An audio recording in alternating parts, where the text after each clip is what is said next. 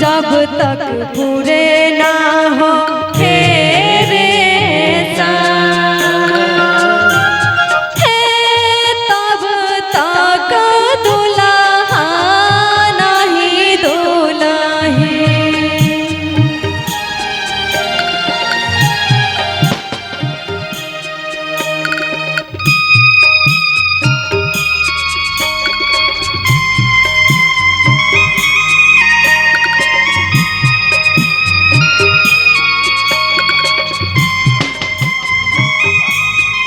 और ये हैं मनोज शर्मा जी, प्रमोद शर्मा जी, लड़का के पापा जी।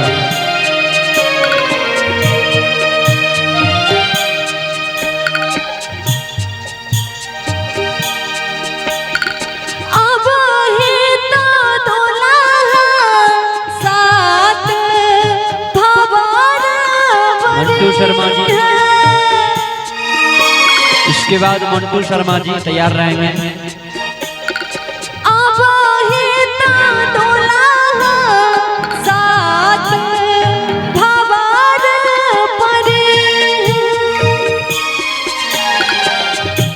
सात भंवर परी है, दिल्ली दूर खड़ी है। जब तक पूरे ना हो तेरे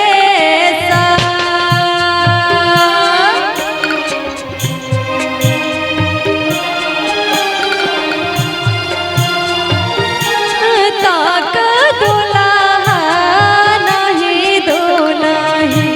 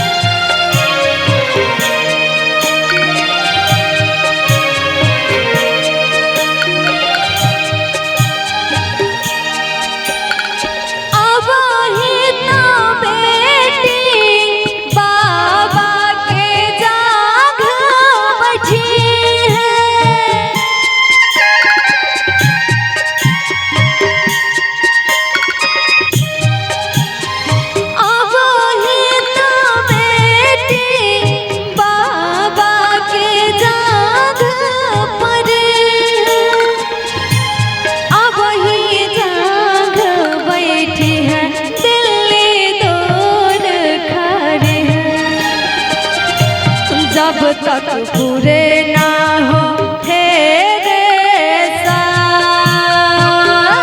जब तक पूरे ना